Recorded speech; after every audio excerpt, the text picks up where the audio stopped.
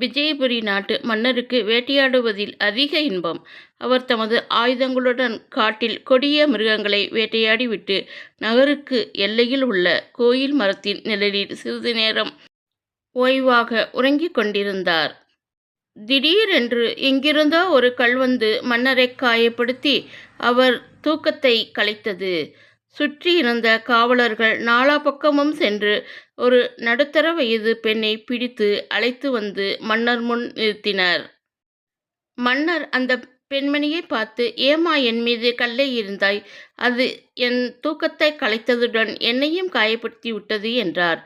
அதற்கு அந்த பெண் அரசரை பார்த்து, மன்னர் பெருமானே, நான் காட்டில் விறகு வெட்டியும் அவைகளை பொறுக்கியும் நாட்டில் விலக்கி விற்று அதில் கிடைக்கும் வருமானத்தில் என் குழந்தைகளுக்கு உணவு அளிக்கிறேன்.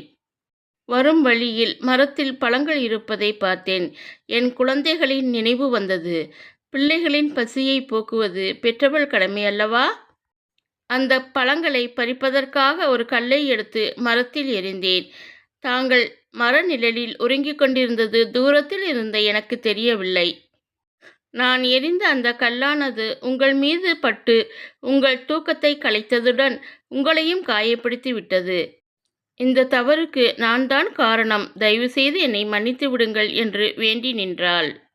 மன்னர் அந்த பெண்மணியை பார்த்து, பெண்ணே, நீ செய்த தவறுக்கு மன்னிப்பு கேட்கிறாய். அது உன் சிறந்த பண்பு. உன்னை மன்னித்து விட்டேன் என்று கூறியதோடு அப்பெண்ணுக்கு 2 பசுக்களையும் கைச்செலவுக்கு பணத்தையும் கொடுக்க ஆணையிட்டார் அரசர். சுற்றி இருந்த காவலர்கள் மன்னரை நோக்கி, அரசே, தங்களை கல்லால் அடித்தவளை மன்னித்ததுடன் அவளுக்கு பரிசும் தருகிறீர்கள். இச்செயல் எங்களுக்கு வியப்பளிக்கிறது என்றனர்.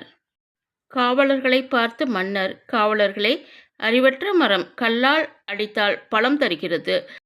அவ்வாறு இருக்க அறிவுள்ள நாம் எப்படி நடந்து கொள்ள வேண்டும்? மேலும் அவள் வேண்டுமென்றே என்னை கல்லால் அடிக்கவில்லை. பழங்களை உதிர்க்கவே கல்லால் அடித்தாள். அது தவறுதலாக என் மீது பட்டு என்னை காயப்படுத்தியது. அவள் தான் செய்த தவறுக்கு வருந்தி என்னிடம் மன்னிப்பு கேட்டாள். அது மட்டுமல்லாமல் அவள் தன் பிள்ளைகளின் பசியை போக்கவே மரத்தின் மீது கல் எறிந்தாள். அது தாயாகிய அவள் கடமை அல்லவா? அவள் அவளுடைய பிள்ளைக்காக அவ்வாறு செய்தாள். நானோ இந்த நாட்டுக்கே அரசன். என் குடிமகளாகி அவளுக்கு பரிசு வழங்கினேன் என்றார். காவலர்கள் மன்னரின் விளக்கம் கேட்டு பெருமகிழ்ச்சி அடைந்தனர். நாமும் தெரிந்தோ தெரியாமலோ செய்த தவறுக்கு வருந்தி மன்னிப்பு கேட்பது சிறந்த குணமாகும். எனவே நாமும் மன்னிப்போம் மறப்போம் என்ற கொள்கையை பின்பற்றி நடப்போம். அனைவரோடும் நட்புடன் வாழ்வோம். இந்த கதை உங்களுக்கு பிடிச்சிருந்தால் லைக் பண்ணுங்கள், ஷேர் பண்ணுங்கள்.